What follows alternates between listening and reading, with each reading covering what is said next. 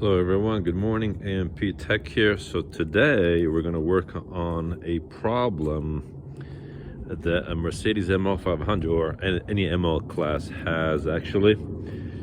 It's a common problem, and if it's actually a weakness within these cars, suddenly your vents will not blow out air. And the weakness lies in the material used for these vents to properly work. So I'm going to give you some light on what's going on here. So this car in particular developed the same problem in two different locations. One time it was this motor here. That's the motor that operates the access to the air for the back valve. So I took the motor out, and the weakness lies in the arm. Now you'll see that there's one missing up there, and you'll see there's a white powder. Let me see this right here. This white powder right here, that's the arm that activates the defrost flapper valve. This one here is the one that activates your foot. And you can see the flapper valve here. Let me give you some light, you can see it. So that's your, see now it's open right now. Your flapper valve is activated by this motor right here.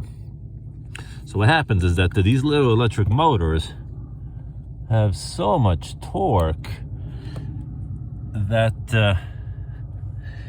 they actually break the plastic arm. Now you can't get these plastic arms. At least I haven't been able to find these plastic arms. And lo and behold, this is what happens to them. Here's your electric motor. It's and this is fine, you could get these, but this, now this, you'll see it has developed a crack. There it is. And what happened is that the gear will start skipping inside of this plastic component. This goes like this, essentially. And it'll start skipping, you see how it's not.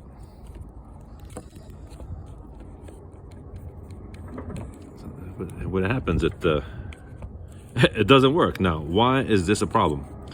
It wouldn't be such a problem for some folks. Some folks like to let some things go.